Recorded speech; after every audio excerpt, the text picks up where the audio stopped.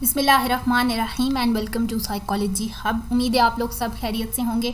आज हम करने जा रहे हैं न्यूरोलॉजिकल बेसिस ऑफ बिहेवियर का स्टार्ट, जो कि है हमारे पास इसके टोटल 45 लेक्चर्स हैं। इंशाल्लाह इनको हम कंप्लीट करेंगे। बेसिकली अगर आप इसके नेम से देखें तो that is a neurological basis of behaviour, मतलब कि हम जिस तरह से बिहेव करते हैं उसके पीछे हमारे पास हमारा ब्रेन क्या रोल प्ले करता है और ब्रेन क्या मेथड्स यूज़ करता है, मतलब ब्रेन की मेथडोलॉजी क्या होती है, वो सब कुछ हमने इसमें स्टडी करना है। So let's start our lecture number 1, जो कि है इंट्रोडक्टरी लेक्चर।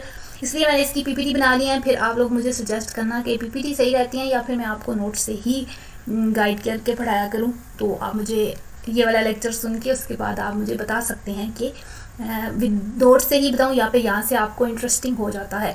तो इंट्रोडक्शन पे अगर चलें तो सबसे पहले क्या है कि जितने भी हमारे हम कोर्स प्ले करते हैं, मतलब हमारी मोटर एक्टिविटी, हमारा बिहेवियर, हमारा थॉट पैटर्न, सब कुछ ब्रेन ही कंट्रोल करता है। तो ब्रेन को हम mastermind of all living beings कह भी सकते हैं। A universe with in a small cranium क्या होती है, that is our skull, millions of neurons and glial cells interaction firing constantly resulting in the gross behavior we see or experience। यहाँ वो कहना चाहते हैं कि ब्रेन एक सिंगल पार्ट नहीं है, बल्कि इसके अंदर बहुत से हमारे पास सेल्स और न्यूरॉन्स होते हैं जो कि फर्दर ऑन अपना अपना रोल प्ले करते हैं। वो हर वक्त एक्टिव स्टेट में रहते हैं, हर वक्त वो इंट्रैक्शन कर रहे होते हैं, जिसके थ्रू हमारे जितने भी हमारा अगर एक हाथ भी हिलता है तो इसके पीछे हमारा ब्रेन रोल प्ले कर रहा होता है। वो हमें बताता है कि अब हमें ये वाला एक्शन प्ले करना है। For example when we touch a very hot object, हम एकदम से हाथ पीछे कर लेते हैं, वो हमें सारी इंस्ट्रक्शन कौन देता है, दैट इज़ अवर ब्रेन। अब अगर हम इसकी डेफिनेशन की तरफ चलें तो सबसे पहले पीनल 2002 में उन्होंने डिफाइन किया था बायोसाइकोलॉजी। अगर हम बायो को अलग करें, bio means living things and psychology means behaviour. Study of behaviour को ही साइकोलॉजी कहा जाता है। आल्सो नोन एज अ साइकोबायोलॉजी,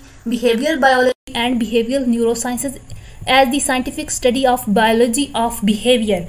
इस तरह से अगर हम एक और साइंटिस्ट थे, साइंटिस्ट नहीं, साइकोलॉजिस्ट कार्लसन, उनके मुताबिक अगर देखा जाए तो call it is a physiology of a behaviour.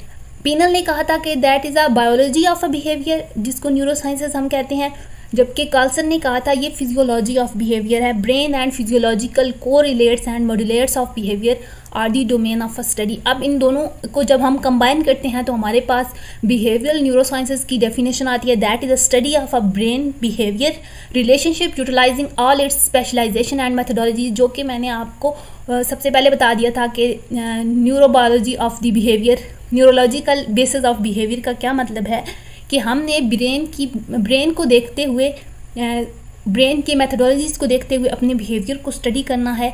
That is known as the behavioural neurosciences. तो move on the next slide. इस पर हम जाके देखेंगे दैट हम ब्रेन के बिहेवियर को स्टडी करने के कुछ वेज हैं।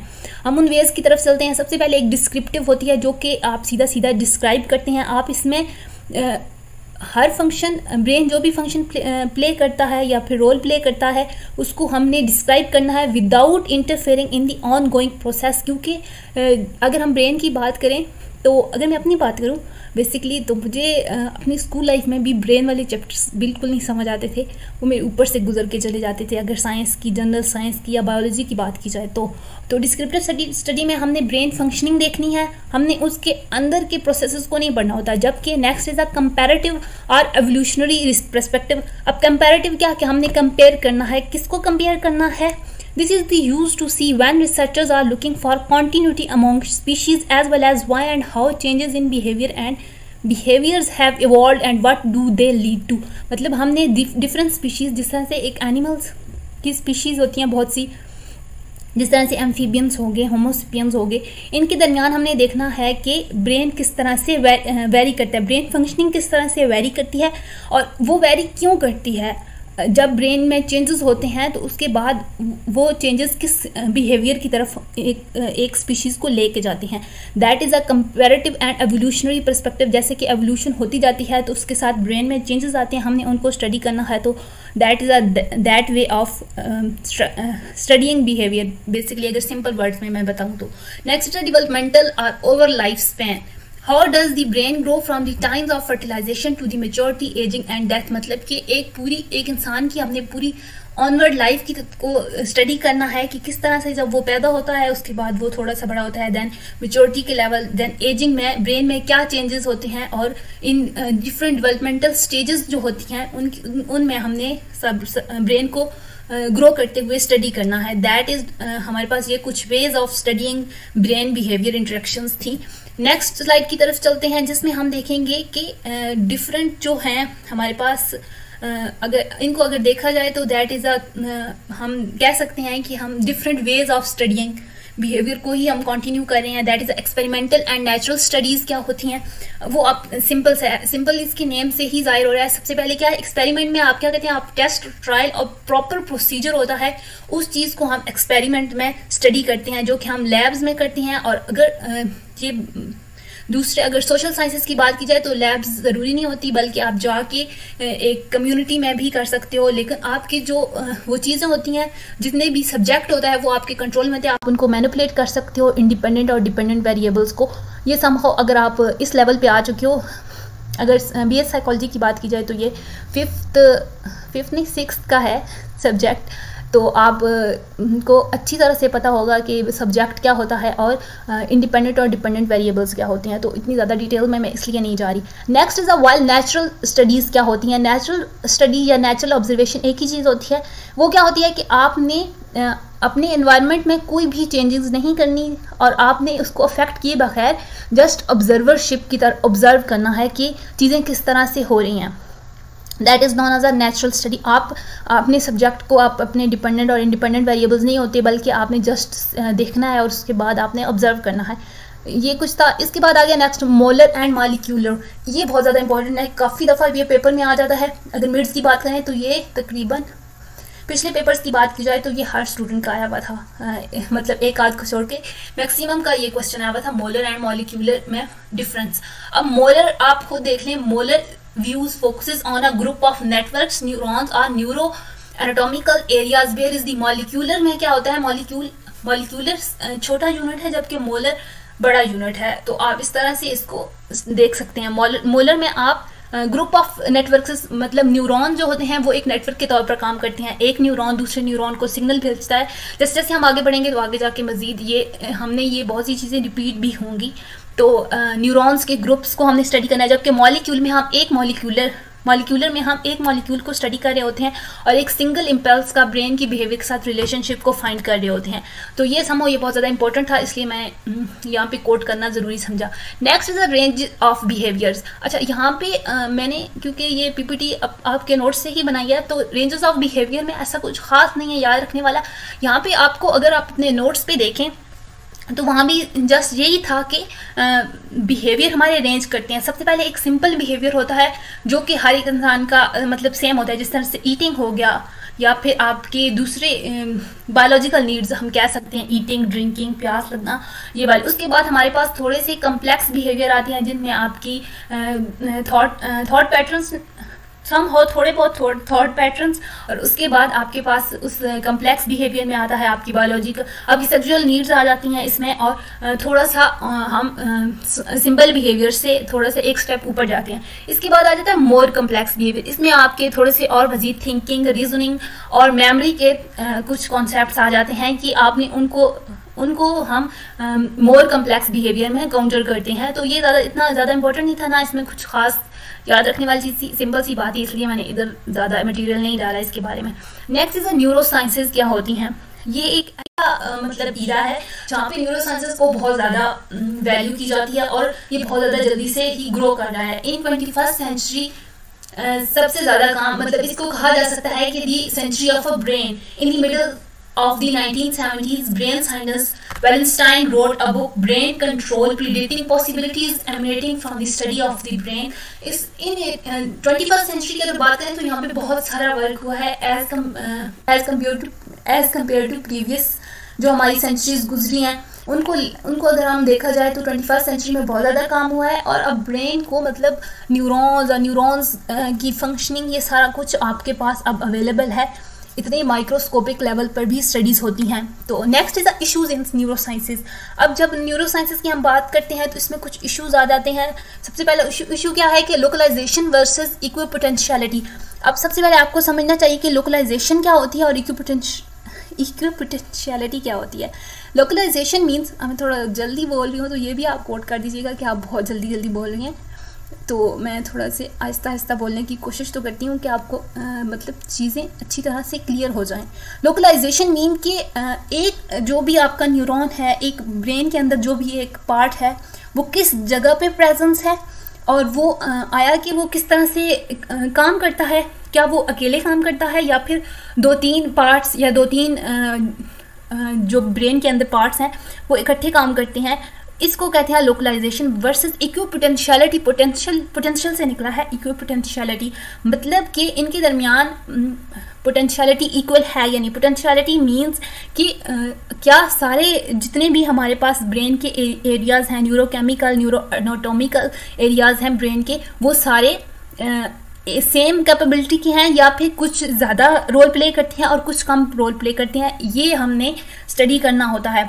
अगर हम इसको स्टडी करें जो कि यहाँ लिखा हुआ है, among the major issues investigated in behavioural neurosciences the localisation of functioning, is it one area और a group of area working together, how do they talk to each other and who listen to whom. वही मैं आपको बता रही हूँ ना, हमने ये सारा कुछ स्टडी करना है कि कौन सा हमारे पास एरिया कहाँ पे लोकलाइज्ड है और एक दूसरे से वो कनेक्ट कैसे करते हैं, एक दूसरे को सिग्नल्स कैसे भेजते हैं। अब टॉक तो वो नहीं करेंगे ना, क्योंकि न्यूरॉन्स होते हैं ब्रेन में। ब्रेन का जो सबसे छोटा सेल है वो न्यूरॉन्स होते हैं हमारे पास। न्यूरॉन्स एक दूसरे के साथ इलेक्ट्रिक इम्पल्स के ज़रिए बात मतलब अपना मैसेज ट्रांसफ़र करते हैं। तो वो किस तरह से ये सारा कुछ होता है। और दूसरा क्या है कि क्या तमाम एरिया सेम कैपेबिलिटी के हैं, मतलब वो जो भी रोल प्ले करते हैं वो सिमिलर कैपेबिलिटी है या नहीं है, या फिर हमने इन दोनों को देखना होता है एक जगह पे। तो दैट इज सम हो थोड़े से issues in neuro sciences. Next issue है नेचर वर्सेस नर्चर, जो कि मैं ऊपर एक्सपेरिमेंटल वर्सेस जो मैंने नेचर स्टडी बताई है वो सेम थोड़ी इस तरह से ही है। इसमें हम क्या करते हैं कि स्टडी, हमारा मेन स्टडी का पॉइंट ये होता है कि हमने देखना होता है कि बिहेवियर जिस तरह से, अगर आप स्किज़ोफ्रेनिया की बात करें, अब ये मत कीजिएगा कि मैं रॉन्ग प्रोनाउंस करी हूँ, शिज़ोफ्रेनिया भी इसको पढ़ा जाता है और स्किज़ोफ्रेनिया भी। That is a US pronunciation and UK। ये हमारे पास 2 प्रोनाउंसिएशन होती हैं, आप कुछ भी पढ़ सकते हैं इसको। तो हमने ये देखना होता है कि जिस तरह से एक बहुत ही ज़्यादा कॉम्प्लिकेटेड सी है ये वाली बीमारी जो होती है, ये इसके जो बेसिस हैं पीछे से वो जेनेटिक हैं या फिर आपके इन्वायरमेंटल ज़्यादा रोल प्ले करते हैं। दैट इज़ नेचर मतलब बायोलॉजिकल काजेज एंड नर्चर मतलब इन्वायरमेंटल काजेज, जो आपके जीन्स के थ्रू आप ट्रांसफर नहीं है, बल्कि ये इन्वायरमेंट है, इन्वायरमेंटल इन्फ्लुएंस है, आपका सोशल इंटरेक्शन किन लोगों के साथ है, वो रोल प्ले करते हैं किसी भी बीमारी को होने में, या फिर अगर आपके न्यूरोलॉजिकल बिहेवियर में थोड़ी सी चेंजेस आती है तो वो उसकी बेसिस क्या है, हमने उसको फाइंड करना होता है। समहाउ बाद में जितनी भी फाइंडिंग्स हुई उनके थ्रू हमें पता चल चुका था कि दोनों ही रोल प्ले करते हैं, दोनों की अपनी अपनी जगह पे इम्पोर्टेंस है और दोनों ही एक इम्पोर्टेंट रोल प्ले करते हैं अपीयरेंस में, डेवलपमेंट में, ग्रोथ में और एक्सप्रेशंस ऑफ बिहेवियर में। तो that is somehow nature versus nurture. Hope so आपको क्लियर हो गया। Next is a molar level versus molecular level. The scope of behaviour study in neurosciences vary from microscopics to holistic level. अब micro mean reductionism, it reduce behaviour to its cellular components. Micro मतलब छोटी and macro मतलब हमारे पास group of components, हमने बहुत ज़्यादा sales को study करना है। So micro could be a group of cells, neurochemicals, pathways or behavior emanating out of a neuroanatomical location and even behavior of a species। ये हमने स्टडी करना है। जिस तरह से मोलर और मॉलिक्यूलर था, ये सेम थोड़ा सा उसी जैसा है। Next the behaviour neuroscientist now use both methods in combination. हम दोनों मेथड्स को करते हैं। जहाँ हमें ज़रूरत होती है एक न्यूरॉन को स्टडी करने की, एक फंक्शन को स्टडी करने की, वहाँ हम एक फंक्शन स्टडी करते हैं। जहाँ हमें ज़्यादा group of neurons, group of cells की ज़रूरत होती है, हम उन्हें वहाँ पे जाके ग्रुप ऑफ सेल्स को स्टडी करते हैं। नेक्स्ट जो हमारा है वो हिस्टोरिकल रूट्स। ये तकरीबन हमारा लास्ट है इस लेक्चर का, लेक्चर नंबर 1 का लास्ट टॉपिक है, जो कि हिस्टोरिकल रूट्स हमने देखनी है कि काम कब से स्टार्ट हुआ ब्रेन साइंसेस पे या न्यूरो साइंस, ये एक ही चीज़ होती है। तो इस पे हमारे पीछे से काम कहाँ से स्टार्ट हुआ? हिपोक्रेट्स की हम अगर बात करें, state that the brain was the seat and centre of sensation, thoughts, emotion and judgement. अच्छा, अब यहाँ पे एक क्वेश्चन राइज होता है कि ये चीज़ें क्यों बेट रही हैं। यहाँ से आपके बनते हैं MCQs, मतलब कि अगर आप देखे जाए, Muslim contribution is the first recorded brain dissection. जो हमारी फर्स्ट रिकॉर्डेड ब्रेन डायसेक्शन हुई थी वो हमारे मुस्लिम साइंटिस्ट ने की थी।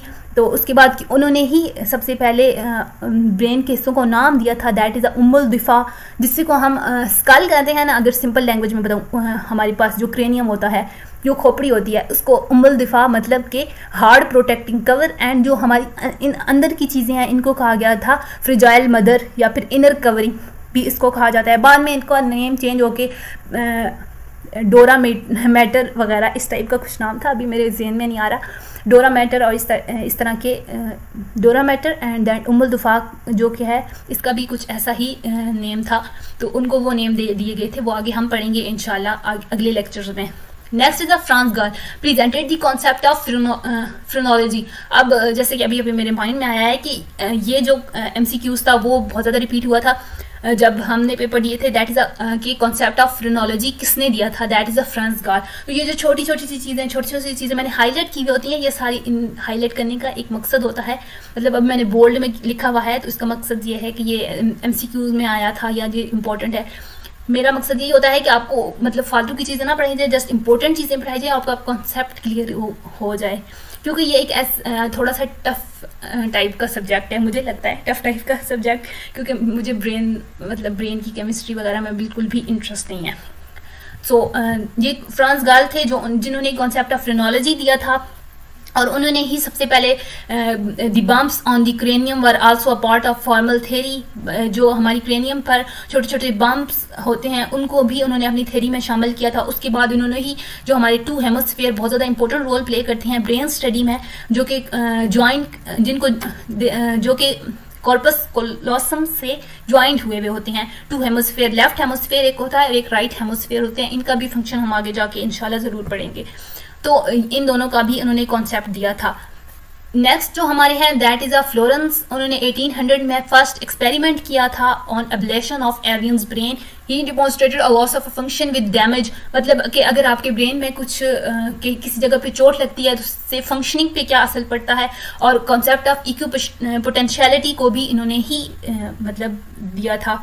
इसका कॉन्सेप्ट भी equipotentiality of the brain on the basis of his investigation. ये जो छोटी छोटी चीज़ें होती हैं ये आपके MCQs के लिए बहुत ज़्यादा इंपॉर्टेंट होती हैं। नेक्स्ट वन जो हमारे पास हैं scientist, that is Paul Broca. इन्होंने एक स्पीच सेंटर फाइंड किया था हमारे ब्रेन के अंदर, जो कि हमारी स्पीच को कंट्रोल करता है, जिसको बाद में ब्रोकाज एरिया भी, उस पार्ट को ही स्पेसिफिकली साइंटिस्ट के नेम पे ब्रोकाज एरिया हम कहते हैं। Next is in 1868, Higulis Jackson presented the idea of differentiation of 2 types of language function, expression and receptive. He also elaborate on a particular form of epilepsy known as the, अब यहाँ पे वो कह रहे हैं कि जो हिगुलिस जैक्सन थे उन्होंने टाइप ऑफ लैंग्वेज फंक्शनिंग और एक्सप्रेसिव, हम किस तरह से चीज़ें एक्सप्रेस करते हैं, हम किस तरह से रिसेप्टिव फंक्शन, ये आई की बात हो रही है। इन सब चीज़ों को हिगुलिस जैक्सन ने डिफ्रेंशिएट किया था। उन्होंने मतलब ये इनकी फाइंडिंग्स में आता है।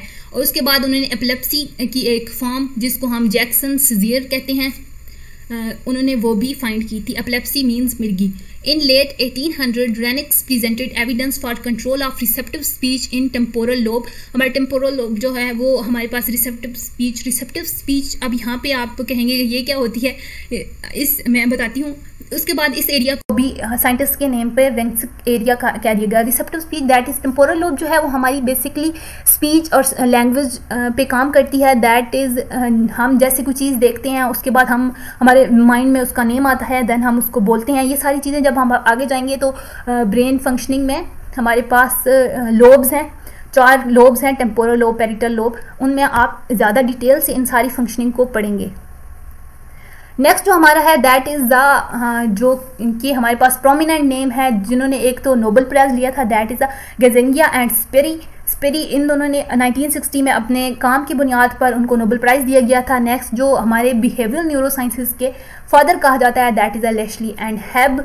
इन दोनों को हमारे बिहेवियरल न्यूरोसाइंसेस का फादर कहा जाता है। तो ये जो है ये बहुत ज़्यादा इंपॉर्टेंट है। Next the roots of behaviour neurosciences के हमारे पास ये रूट्स कहाँ से आती हैं। बिहेवियर साइंसेज मतलब इजाद जब हुई, मतलब इन पे काम करना शुरू हुआ, तो इसकी रूट्स जड़ें कहाँ पे हैं। बेसिकली हमारे पास रूट्स आती हैं फिज़िक्स से, मेथड्स ऑफ फिज़िक्स जब हम स्टडी करते हैं उधर से हमारे पास एक्सपेरिमेंटेशन का मेथड आता है, जिसके थ्रू फिर एक्सपेरिमेंट किए गए और बहुत ज़्यादा बिहेवियर न्यूरोसाइंसेज को ग्रो करने में मदद मिली। This the well known psychophysical method were developed by Weber, who experiment on the relationship of stimulus and response. Stimulus and response को आप बहुत अच्छी तरह से जानते होंगे। Relating experience to the brain has its origin in the work of William James called Lashley। यहाँ पे कुछ जस्ट इन्होंने नाम लिखे हुए हैं कि जिन्होंने एक्सपेरिमेंटल वर्क किया था और बिहेवियर न्यूरोसाइंसेज को स्टार्टिंग में उनके वर्क से बहुत ज़्यादा हेल्प हुई थी। होप सो आपको चीज़ें क्लियर हो गई होंगी। अगर चीज़ें क्लियर हो गई हैं तो लाइक शेयर एंड सब्सक्राइब कर दिए करें। तो नेक्स्ट लेक्चर में मुलाकात होती है। टिल देन अल्लाह हाफिज़।